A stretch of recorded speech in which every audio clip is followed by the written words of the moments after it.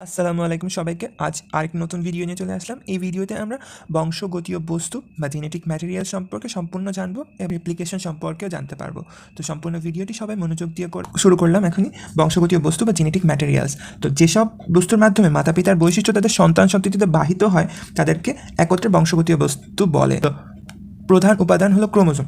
আমাদের বংশগতীয় যে বস্তুটি রয়েছে তার প্রধান উপাদান হলো ক্রোমোজোম। তো ক্রোমোজোম থেকে এই ক্রোমোজোম প্রথমে থাকে ক্রোমাটিন,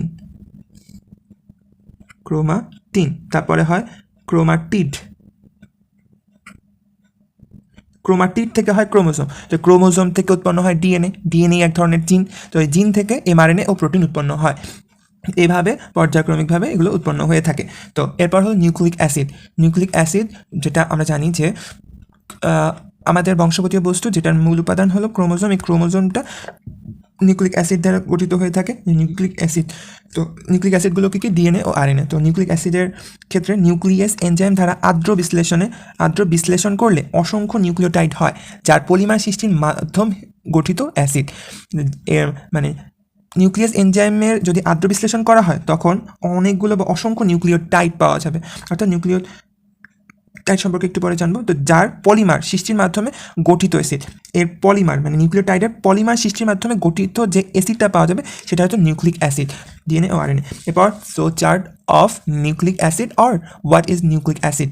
তো নিউক্লিক অ্যাসিড, তো আমরা নিউক্লিক অ্যাসিড সম্পর্কে প্রথমে জানলাম যে এটি হবে নিউক্লিয়াস এনজাইম দ্বারা যদি আমরা আদ্র বিশ্লেষণ করি তখন এর মধ্যে অসংখ্য নিউক্লিওটাইড পাওয়া যাবে। তো নিউক্লিওটাইডগুলো যার পলিমার মানে নিউক্লিওটাইডের পলিমারগুলোর মাধ্যমে গঠিত অ্যাসিডটাই হলো নিউক্লিক অ্যাসিড। এখন আমরা এ সম্পর্কে বিস্তারিত বা ফ্লোচার্টের মাধ্যমে জানতে পারবো। তো নিউক্লিক অ্যাসিড থেকে নিউক্লিওটাইড হয়। এই নিউক্লিওটাইডকে নিউক্লিওসাইড মানে টাইট করার জন্য এইভাবে মনে রাখা যায় যে টাইট করার জন্য সাইড করতে হয়। যদি আমরা কাউকে টাইট করতে চাই তো তাকে আগে একটা সাইডে আনি না, তারপর টাইট করা হয়। সবার মধ্যে টাইট করা যায় না। তো নিউক্লিওটাইড থেকে নিউক্লিওসাইড এবং এর সাথে একটি ফসফেট উৎপন্ন হয়ে থাকে। তারপর নিউক্লিওসাইডে থাকে নাইট্রোজেনাস বেস এবং পেন্টোজ সুগার। এটাই হলো ডিএনএ ও আরএনএর মেইন উপাদানের মধ্যে পড়ে, পেন্টোজ সুগার ও নাইট্রোজেনাস বেস। তো নাইট্রোজেনাস বেসে থাকে দুই ধরনের, পিউরিন, পাইরিমিডিন। এই দুই ধরনের থাকে হলো নাইট্রোজেনাস বেস। তো পিউরিনগুলো হলো অ্যাডেনিন, গুয়ানিন এবং পাইরিমিডিন সেগুলো হলো সাইটোসিন, থায়ামিন, ইউরাসিল। এই তিন ধরনের হয়ে থাকে। আর পেন্টোজ সুগার যা 5 কার্বন বিশিষ্ট সুগার। এবং এই ফসফেটটা তো নিউক্লিওটাইডের একটি অংশ। আমরা যে দেখছি যে রাইবোজ সুগার হলো 5 কার্বন বিশিষ্ট হয়ে থাকে। কিন্তু আমরা যদি দেখি যে ডিএনএর ক্ষেত্রে, এই যে ডিএনএর ক্ষেত্রে আমরা দেখতে পাই নিউক্লিওটাইডটাতে থাকে নিউক্লিওটাইড থেকে পেন্টোজ সুগার হবে না এবং নাইট্রোজেনাস বেস হবে। অর্থাৎ নিউক্লিওটাইড থেকে হবে প্রথমে নিউক্লিওসাইড,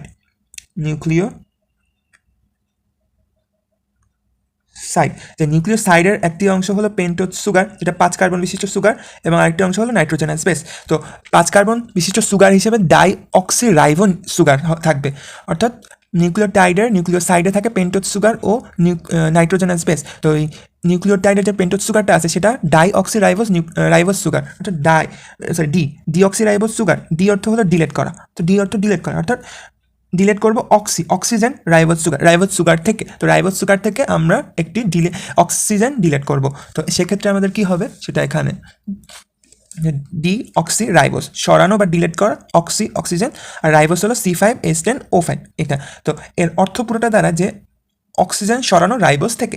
তো এখন রাইবোজের কি বলে গাঠনিক,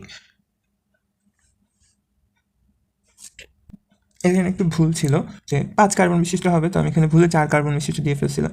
তো সেক্ষেত্রে মানে এখানে CHO, এখানে OH, এখানে OH যখন আসে তখন এখানে থাকবে OH, মানে এরকম কোনাকুনি যাবে। তো 3টা সিতে এভাবে কোনাকুনি OH হবে এবং লাস্টেরটা CH2OH এভাবে হবে।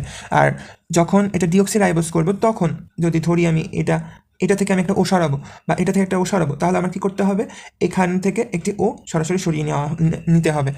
তো এখানে সেটাই করা হয়েছে যে এখানেও একটা এইচ আছে, এখানে একটা এইচ আছে, এখানে OH কিন্তু এখানে এইচ।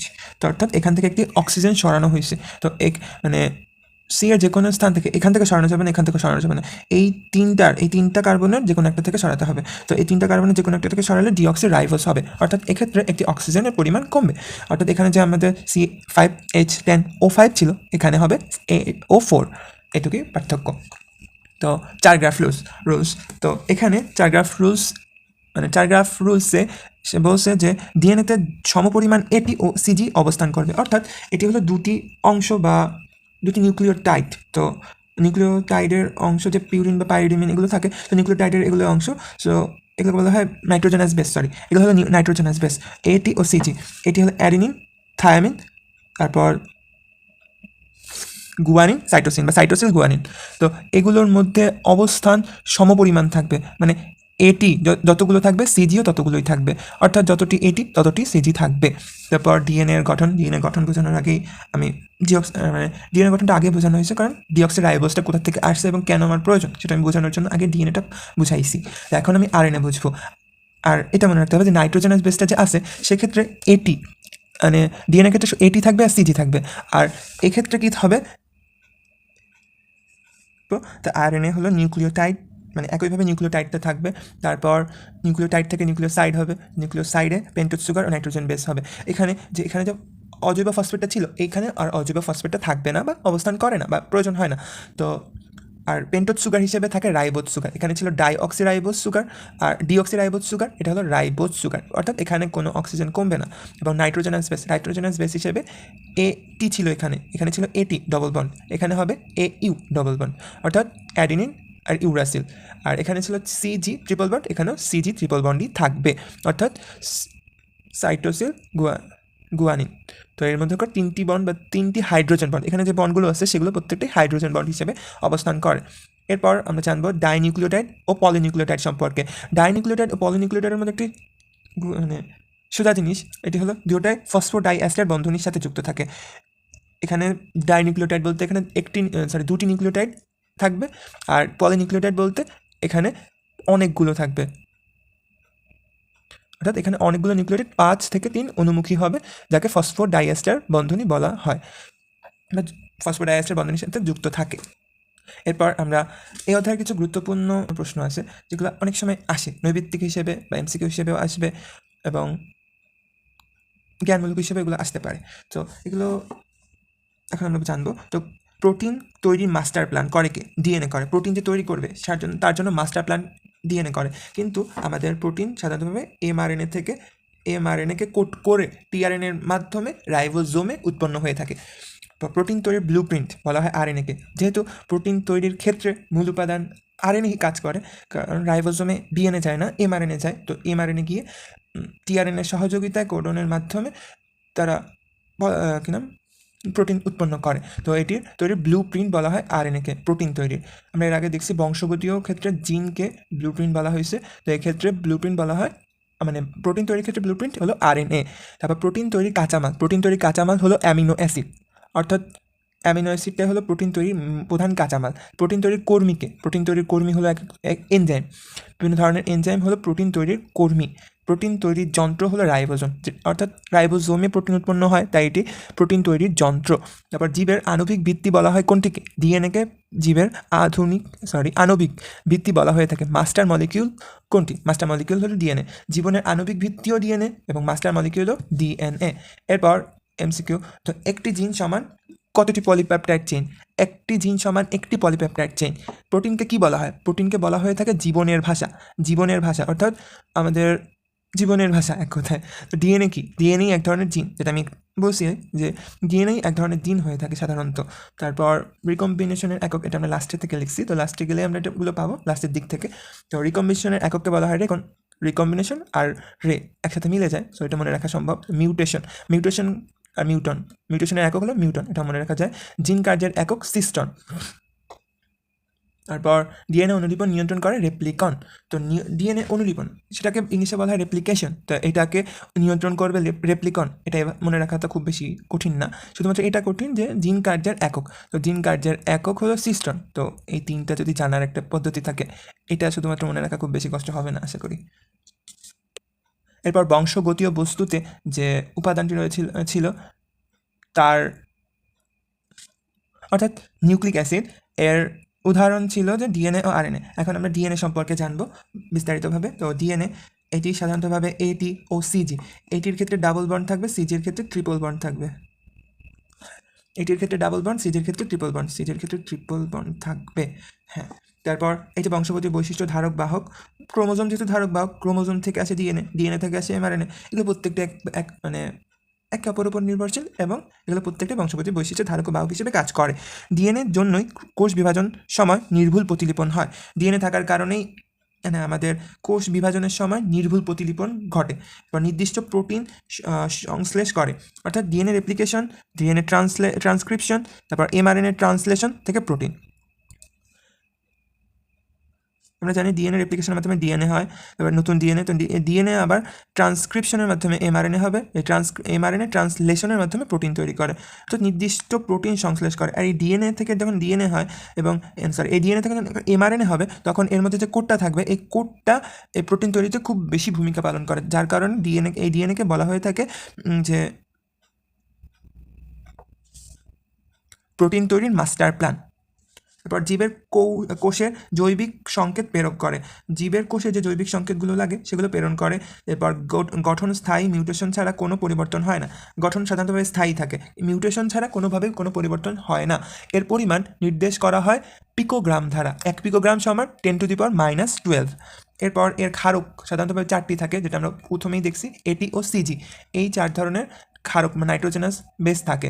তারপর এটি সাধারণতভাবে ডাবল বন্ডেড থাকে এবং সিজি যেটা ট্রিপল বন্ড থাকে। এদের মাঝে যথাক্রমে 3টি যেগুলো হলো একটি হাইড্রোজেন বন্ড। প্রতি ঘূর্ণনে এর নিউক্লিওটাইডের সংখ্যা 10 জোড়া থাকে, অর্থাৎ এর সাধারণত 2টা ঘূর্ণনকে একটা ঘূর্ণন বলা হয়ে থাকে।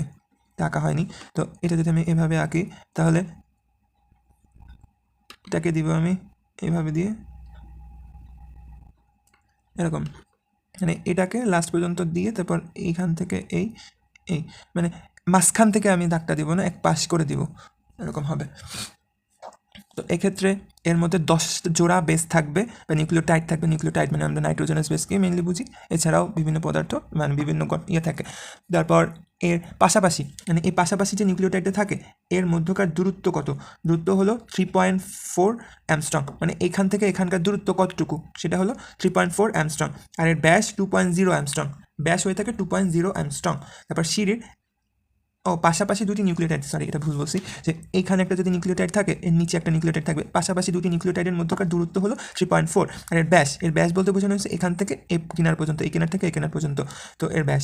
তো সিঁড়ির এক প্রান্ত হতে অপর প্রান্তের দূরত্ব, অর্থাৎ এখান থেকে যদি আমরা শুরু করি সিঁড়িটা, তাহলে 2 তো এখানে গিয়ে শেষ হবে এখান পর্যন্ত, যেহেতু 10 জোড়া থাকে তাহলে সিঁড়ির এক প্রান্ত থেকে অপর প্রান্তের দূরত্ব হবে 3.4 অ্যামস্ট্রং। নিউক্লিওটাইড 10 জোড়া বলতে বোঝানো হয়েছে যে 10 মানে এখানে একটা, তো এই দুইটাকে এক জোড়া ধরা হয়েছে, তো এরকম 10টা সিঁড়ি থাকবে। তো এই 10টা সিঁড়ির মানে একটার মধ্যকার যদি পার্থক্য হয় 3.4, তাহলে 10টার মধ্যকার পার্থক্য হবে 3.4 × 10 = 34 বা 34 অ্যামস্ট্রং। হ্যাঁ এটাই। তারপর প্রোটিন তৈরি করে 20 প্রকারের অ্যামিনো অ্যাসিড, মানে এখানে যে প্রোটিন তৈরি হয় মানে প্রোটিন যে তৈরি করে সেটা 20 প্রকারের অ্যামিনো অ্যাসিড হয়ে থাকে। এরপর হলো জেনেটিক ইনফরমেশনের মূল একক। জেনেটিক ইনফরমেশনের মূল একক বলা হয় ডিএনএ এর পরপর 3টি বেস ট্রিপলেটস হিসেবে কাজ করে, যা জেনেটিক ইনফরমেশনের মূল একক। জেনেটিক ইনফরমেশনের মূল একক কি? জেনেটিক ইনফরমেশনের মূল একক হলো 3টি বেস ট্রিপলেটস।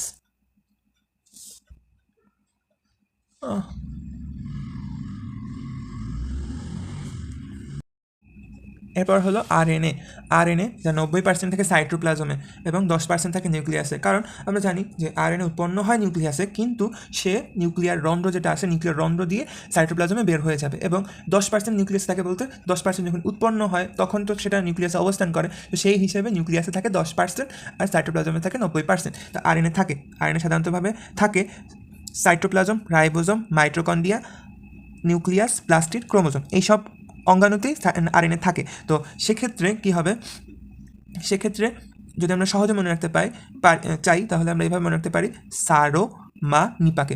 এভাবে আমরা মনে রাখতে পারি সারোমানিপাকে। তো আরএনএ থাকে হলো সারোমানিপাকে, এই মাধ্যমে মনে রাখতে পারি। সাতে সাইটোপ্লাজম, রাতে রাইবোজোম, মাতে মাইটোকন্ড্রিয়া, মিতে নিউক্লিয়াস, পাতে প্লাস্টিড, কেতে ক্রোমোজোম। তো এভাবে আমরা মনে রাখতে পারি। এরপর ব্যাকটেরিয়া ভাইরাস কোষ, মানে আরএনএ ব্যাকটেরিয়া ভাইরাস কোষে থাকে। এরপর হলো এর প্রকারভেদ। এটি সাধারণতভাবে 5 ধরনের হয়ে থাকে।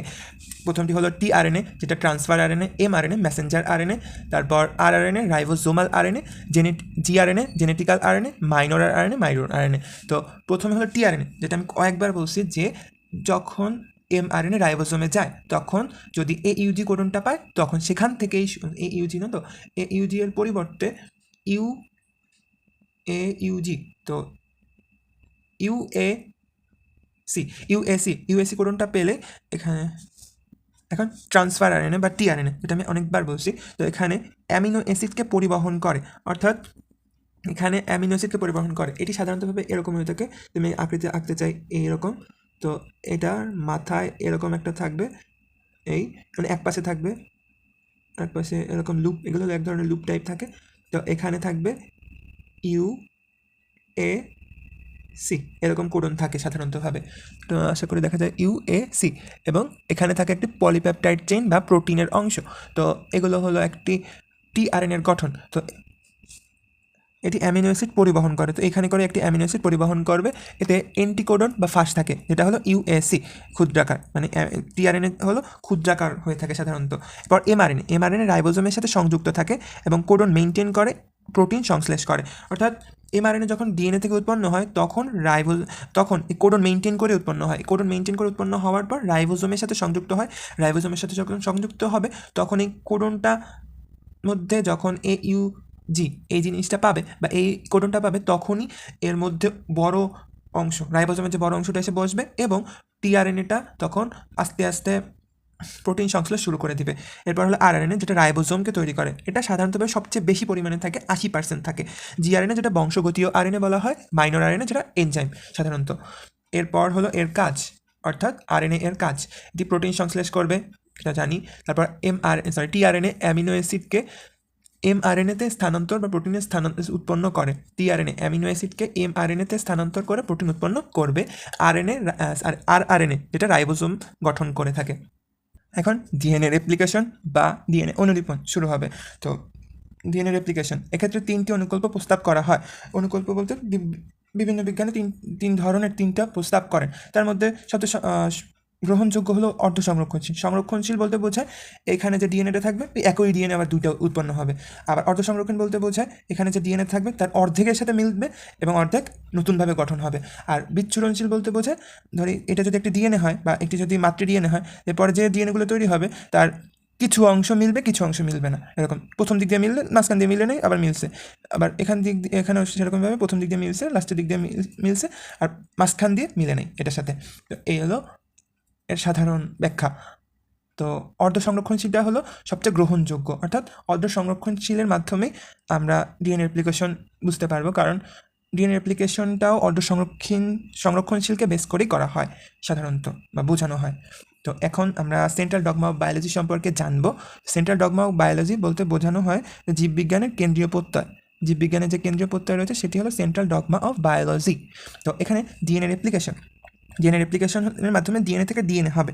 তো এটি কখন শুরু হয়? রেপ্লিকেশনটা সাধারণতভাবে শুরু হয় কোষ বিভাজনের ইন্টারফেজের এস ফেজে, অর্থাৎ সিনথেসিস ফেজ যেটা আছে সেই ফেজে এটি ঘটে থাকে বা এটি শুরু হয়। তারপর ইন্টারফেজ হলো টিফিন টাইম বলা হয়ে থাকে ইন্টারফেসকে। সো ওই সময়ে যে এস ফেজটা সংঘটিত হয় ওই সময়টুকুতে রেপ্লিকেশন শুরু হয়, তো বা রেপ্লিকেশনে ডিএনএ থেকে ডিএনএ গঠন হয়ে থাকে। এবার ডিএনএ থেকে ট্রান্সক্রিপশনের মাধ্যমে ডিএনএ থেকে এমআরএনএ উৎপন্ন হয়, এবং এমআরএনএ থেকে ডিএনএ যদি উৎপন্ন হয় তখন তাকে বলা হয় রিভার্স। অর্থাৎ একটা জিনিস এখান থেকে এখানে হয়েছে যেটাকে আমরা ট্রান্সক্রিপশন বলছি, যদি আবার উল্টা হয় তাহলে রিভার্স করছে, তো রিভার্স ক্ষেত্রে রিভার্স ট্রান্সক্রিপশন হবে। তো এরপর ট্রান্সলেশন এমআরএনএ থেকে ট্রান্সলেশনের মাধ্যমে প্রোটিন উৎপন্ন হবে। প্রথমে ডিএনএ থেকে ডিএনএ, যেটা রেপ্লিকেশন, এরপর ডিএনএ থেকে এমআরএনএ, যেটা ট্রান্সক্রিপশন, এরপর এমআরএনএ থেকে ট্রান্সলেশনের মাধ্যমে প্রোটিন। এবং প্রোটিন যেটা তৈরি হয় সেটা বহুকর্মী অণু বা ওয়ার্ক মলিকিউল বলা হয়, এবং কোষের সব কিছু নিয়ন্ত্রণ ও প্রকাশ করে থাকে। তো এটা হলো প্রোটিনের এক ধরনের কাজ বললেও বলা যায়, যে সর্ববৃহৎ কর্মী অণু হলো প্রোটিন, এবং কোষের সব কিছু নিয়ন্ত্রণ ও প্রকাশ করে থাকে প্রোটিন। এখন ডিএনএ রেপ্লিকেশনে প্রয়োজনীয় সকল এনজাইম সম্পর্কে আমরা এখন জানবো। টপো আইসোমারে, যেটা ডিএনএ অণুর অতিমাত্রায় যে প্যাচগুলো থাকে সেগুলো ভাঙতেও সহায়তা করে, প্যাচ খুলতে সহায়তা করে। আর হেলিকেজ কী করে? হেলিকেজ হলো ডিএনএ হেলিকেজ, যেটা নিউক্লিওটাইড যুক্ত সূত্র দুটিকে ভেঙে পৃথক করে। এটা হলো খুলতেও সহায়তা করবে, মানে যদি এরকম হয় তো এটা হলো খুলতে সহায়তা করবে, তো মাস হয়ে গেছে। তো যাই হোক, তো এটা হলো এক একটা করে খুলতে সহায়তা করবে, এটা হলো ভেঙে ফেলবে, নিউক্লিওটাইডটাকে ভেঙে ফেলবে। তো দুটো একসাথেই কাজ করে, টপোআইসোমারেজ হেলিকেজ, এই দুটো একসাথে কাজ করে।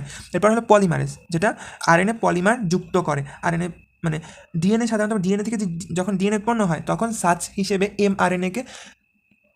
এমআরএনএকে অনুসরণ করে, সাচ এমআরএনএকে অনুসরণ করেই একটি ডিএনএ উৎপন্ন হয়ে থাকে। তো আরএনএ পলিমার প্রাইমার যুক্ত করে, তারপর পলিমারেজ ট্রিপল-আই বা 3 সম্পূরক ডিএনএ নিউক্লিওটাইড যুক্ত করে ও এটি সংশোধন করে। সম্পূরক যে ডিএনএটা থাকে সেটা নিউক্লিওটাইডে যুক্ত করবে এবং এটি সংশোধনে সহায়তা করে। এরপর যে মিসম্যাচ হলে সংশোধন করতে হয়, সেই সংশোধনের ক্ষেত্রে এটি সহায়তা করে থাকে। তারপর পলিমার আরএনএ সরাবে, পলিমার যে আরএনএগুলো সেগুলো সরাবে এবং ফাঁকা স্থান পূরণ করবে। যে কোনোটা যদি ভুল হয়, প্রুফ রিডিংয়ের সময় যদি আমার কোনো ধরনের ভুল দেখতে পাই, তখন এটি কী করে, প্রাইমার আরএনএকে সরায়, মানে নিউক্লিওটাইডগুলোকে সরাবে এবং ফাঁকা স্থান পূরণ করে, এবং সেখানে যে ফাঁকা স্থানটা তৈরি হয় সেই ফাঁকা স্থানটাকে পূরণ করবে হলো পলিমারেজ 1। তো লাইগেজ, যেটা ছোটো ছোটো ডিএনএ খণ্ডর মধ্যে বন্ধনী সৃষ্টি করে ও মেরামতে সহায়তা করে। এরপর গাইরেজ, যেটা দুই ধরনের হয়ে থাকে। ডিএনএ অণুর অনুলিপন শেষে সুপার কয়েলিং এবং আবার শুরুতে অতিপাক খুলে যায়। গাইরেজ এটা সাধারণতভাবে আদিকোষের ক্ষেত্রে হয়। ডিএনএ অনুলিপন শেষে সুপার কয়েলিং হয় এবং আবার শুরুর দিকে যখন থাকে তখন এটি পাক খুলতে, অর্থাৎ এখানে যে এগুলো এরকম থাকে, তো এগুলো খুলতে সহায়তা করে হলো গাইরেজ এনজাইম। তারপর গাইরেজ এনজাইম, এগুলো প্রথমে আসে নাই। তো এরপর এসএসবিপি, যেগুলো হলো single stand binding protein. Single stand binding protein হলো মানে আমাদের নিউক্লিওটাইডগুলো ভাঙার পর এরা আবার পুনরায় যুক্ত হতে চায়, যে যুক্ত হতে দেয় না বা যুক্ত হতে বাধা সৃষ্টি করে হলো এসএসবিপি। টপোআইসোমারেজ আমরা প্রথমেই পড়ছি যে ডিএনএ অণু অতি প্যাঁচানো অবস্থা থেকে মুক্ত করে বা প্যাচ খুলতে সহায়তা করে, এটা আমরা একটু আগে পড়েছি। ডিএনএ রেপ্লিকেশনকে আমরা অন্যভাবে সাজাইছি, তো এটা আমি বোঝানোর চেষ্টা করি। তো এটা যদি হয় আমাদের একটি কী বলে একটি ডিএনএ, এটি যদি আমাদের একটা ডিএনএ হয়, তার মধ্যে আমি একটি লাল অংশ, এক পাশকে লাল এক পাশকে নীল দ্বারা চিহ্নিত করছি। তো এক্ষেত্রে যখন হেলিকেজ এনজাইমটা বসবে এবং টপোআইসোমারেজ বসবে, তখন আমাদের এই বাইন্ডগুলো বা নাইট্রোজেন বেসগুলো বা নিউক্লিওটাইডগুলো ভেঙে যাবে, হেলিকেজের কারণে ভেঙে যাবে এবং টপোআইসোমারেজ খুলতে সহায়তা করবে। তো দুইটার কারণে এর মধ্যে কোনো বেস থাকবে না। তারপরও যদি এটা মিশতে চায়, তখন তার থেকেও রক্ষা করার জন্য এসএসবিপি এখানে থাকবে। তো প্রথমে ট্রোপোআইসোমারেজ, তারপর হেলিকেজ, এই দুইটা ভাঙবে নিউক্লিওটাইডগুলোকে, এবার নিউক্লিওটাইডগুলো ভাঙার পর যেন মিশতে না পারে, তাই এসএসবিপি বা সিঙ্গেল স্ট্যান্ড বাইন্ডিং প্রোটিন এটি থাকবে। আর আদিকোষের ক্ষেত্রে থাকে গাইরেজ নামক এনজাইম টপোআইসোমারেজের পরিবর্তে থাকে। এরপর যখন এগুলো খোলা হলো, এখন প্রাইমেজ আসবে। প্রাইমেজ এসে কী করবে, একটাকে লিডিং করাবে, যেটা হবে ডিএনএ মানে লাস্ট থেকে প্রথমের দিকে, মানে ভাঙতেছে ওই দিকটায়, এবং লাইডিং, যেটা হলো নিচের দিকে নামবে, উপর থেকে নিচের দিকে নামবে। তো লিডিং পর্যায়ে আমরা এভাবে মনে রাখতে পারি যে লাস্ট থেকে যখন শুরু হচ্ছে, আমরা যখন টেস্ট ম্যাচ দেখি, আমরা তো সবাই কম বেশি টেস্ট ম্যাচ দেখে থাকি, তো টেস্ট ম্যাচ দেখি তাহলে আমরা বুঝবো যে তখন আমাদের অপোনেন্ট টিম যখন একটা রান করে, ধরো 300 বা 400 রান করলো, আমাকে ওই 400 রান করার পর যতটুকু বাড়তি করতে হয় সেটা আমার বাড়তি বা লিড হিসেবে যোগ হবে। তো বাড়তিকে আমার মানে 400 করার পর, মানে তারা যত রান করছে তারপর থেকে আমি করব। তো আমাকে লিড নিতে হলে আমাকে তাদের লাস্ট রান থেকে বেশি করতে হবে বা লাস্ট রান থেকে আগাতে হবে। তো লাস্ট রান থেকে আগাচ্ছি, তো এখানেও আমি লাস্ট থেকে আগাচ্ছি, তো লাস্ট থেকে যেহেতু আমি আগাচ্ছি, তো আমি ওখানে লিড নিচ্ছি, এখানেও লিডিং। তো এভাবে আমরা পড়তে পারি, এভাবে আমি মনে রাখি। তো তারপর আর লাইডিংয়ের ক্ষেত্রে যেহেতু এটা উপর থেকে নিচ থেকে উপরে যাচ্ছে, তো এটা উপর থেকে নিচে যাবে, এভাবে মনে রাখবো। এরপর হেলিকেজটা তাদের মধ্যে কাজ করতে থাকবে। এবার প্রাইমেজটা উঠে যাবে, প্রাইমেজটা উঠে গিয়ে ডিএনএ পলিমারেজ বসবে। এই প্রাইমেজটা সাধারণতভাবে এই কাজটা করে থাকে যে ডিএনএ পলিমারেজকে উদ্দীপনা দেয়, যে প্রাইমেজ পলিমারেজকে উদ্দীপনা দিবে প্রাইমার তৈরি করতে হবে, সেটার জন্য উদ্দীপনা দিবে কি ডিএনএ পলিমারেজ। তো ডিএনএ পলিমারেজ উদ্দীপনা দেওয়ার পর এভাবে গঠন হতে থাকে। ধরি যদি আমার এইটা হেলিকেজ এনজাইম বসলো, এখানে গাইরেজ এনজাইম বসলো, তখন ধরি যে আস্তে আস্তে ভাঙতেছে, তো ভাঙার এক পর্যায়ে এখান থেকে ভাঙলো না, এক সময় তো এটা এখানে ছিল, মানে ডিএনএটা যদি এরকম বাড়তে থাকে তখন এখানে ছিল, তখন এখান থেকে যদি আমার প্রাইমার্সটা তৈরি হয়, তারপরে আবার এই শুরুর থেকে আবার তৈরি হতে হবে এই পর্যন্ত। অর্থাৎ যদি আমরা এটা ধরি, তাহলে এক সময় তো এখানে হেলিকেজ এনজাইমটা ছিল, এখানটায় হেলিকেস এনজাইমটা ছিল। তো এই হেলিকেস এনজাইমটা প্রথমে এখান থেকে এখানটুকু তৈরি করছে। হেলিকেস এনজাইম থাকার কারণে এখানে কী বলে নিউক্লিওটাইডটা ভাঙছে। নিউক্লিওটাইডটা ভাঙার পর এখানে ডিএনএ প্রাইমেস এনজাইমটা বসছে। প্রাইমেস এনজাইমটা বসার পর এখানে একটি বাইন্ড তৈরি হয়েছে। এরপর আবার হেলিকেস এনজাইমটা উপরে যাবে। উপরে গেলে আবার এখান থেকে পলিমারেজ ইয়ে করা লাগবে, মানে পলিমারেজ আরেকটা বসে বা এটাই উপরে গিয়ে আরেকটা ইয়ে করা লাগবে। তখন দেখা যাবে কি এই যে মাঝখানটুক আছে, এখানে যে প্রথমে বসছিল আর এখানে যে পরে বসলো, তো এখানে পুরোটা একসাথে এখানে একটু ফাঁকা স্থানে তৈরি হবে। এই ফাঁকা স্থানকে যেন ফাঁকা স্থানের জন্য না থাকে, যার জন্য লাইগেস এনজাইম কাজ করে থাকে।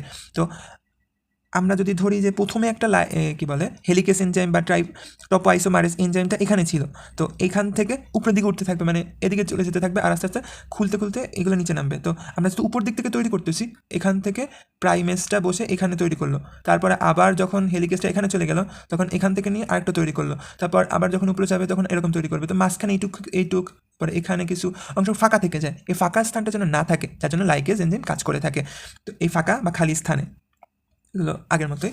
তারপর হলো মানে ধরো ফাঁকা স্থানটা আমার পূরণ হলো, এখন আমার ডিএনএ প্রুফ রিডিং, অর্থাৎ ডিএনএটাকে আমার সঠিকভাবে সবগুলো নিউক্লিওটাইড বসছে নাকি বসে নাই সে সম্পর্কে আমরা এখন জানবো। তো এখানে প্রথমে প্রুফ রিডিং করার জন্য ডিএনএ পলিমারেজ 1, 2 ও প্রোটিন এগুলো কাজ করে থাকে। তো যেগুলো প্রুফ রিডিং করবে, তো প্রুফ রিডিংয়ে যদি কোনো ভুল পায় তাহলে এগুলোই সেটাকে ফেলাই দিবে বা সেগুলোকে উঠায়ে নতুন মানে যেগুলো বসবে সেগুলো বসাই দিবে। এভাবে প্রুফ রিডিং করে থাকে সাধারণতভাবে। আরেকটা কথা, এখানে যে আমরা যেখানে দেখাইছি যে এখানে কিছু খালি স্থান, এখানে কিছু খালি স্থান হতে পারে, সেই খালি স্থানগুলোকে বলা হয়ে থাকে যে ওকাজকি। তো মানে একটু একটু করে যে ফাঁকা থাকতেছে সেগুলো ওকাজকি। যে লাইগেস এনজাইম এই ওকাজকি পদগুলোকে মানে মিশায় দেয় বা একত্রিত করে। তারপর ডিএনএ প্রুফ রিডিং করবে। প্রুফ রিডিংয়ের পর এখানে দুটো আলাদা আলাদা হবে। তো যদি আমরা দেখি যে এখানে যদি আমরা নীল কালির দাগটা দেখতে পাই, যে নীল কালি দাগটার সাথে মানে আরেকটা ডিএনএ এসে বসছে, মানে আরেকটা ডিএনএর অংশ এসে বসছে বা একটা নতুন, এটা হলো নতুন, এই লাল কালিটা হলো নতুন। আর এখানে মাতৃকোষ থেকে মাতৃ ডিএনএ থেকে আসে লালটা এবং নতুন হিসেবে নীলটা, এরকম মানে এটা হলো নতুনভাবে তৈরি হয়েছে। তো এগুলো তারপর আলাদা হয়ে যাবে এবং নতুন ডিএনএ হিসেবে অবস্থান করবে, যেটা হলো অর্ধ সংরক্ষণশীল। আরেকটা কথা, যে ডিএনএ প্রুফ রিডিংটা যে হয়, যদি এটা না হতো তাহলে কি হতো, আমাদের যে ডিএনএ প্রুফ রিডিংটা হয় যদি এটা না হতো তাহলে ডিএনএর মধ্যে মিসম্যাচ থেকে যেত। ডিএনএ মিসম্যাচ থেকে যাওয়ার কারণে ক্লোন ক্যান্সার হতে পারে, মানুষের ইউডার্মা পিগমেন্টোসাম নামক চর্মরোগ হতে পারে, এরপর ইউভি রশ্মির কারণে ক্ষত হতে পারে, ডিএনএ ক্ষত হতে পারে, যার কারণে স্কিন ক্যান্সার পর্যন্ত হতে পারে। এইসব বিভিন্ন জিনিস মিসম্যাচের কারণে হতে পারে, মিসম্যাচ।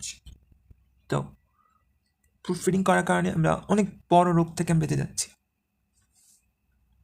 আর একটা কথা, এটা খুবই গুরুত্বপূর্ণ, যে আমরা যে এখানে যেটা নিলাম সেটা যদি আমাদের এ পাশে যদি হয় 5 ডট আর এ পাশে যদি হয় 3 ডট, মানে নতুন যেটা তৈরি হয়েছে সেটা 5 ডট একটা হবে, একটা 3 ডট হবে। তো এখানে তো সেই হিসেবে এটা হবে 3 ডট, এটা 5 ডট, 3 ডট 5 ডট, মানে যেটা মাতৃকোষে ছিল 5 ডট আর 3 ডট। তা এটার উল্টাটা বসবে এখানে লাল অংশে, এটার উল্টাটা বসবে, মানে 5 ডটের জায়গায় বসবে 3 ডট আর কী বলে কি এই 3 ডটের জায়গায় বসবে এখানে 5 ডট।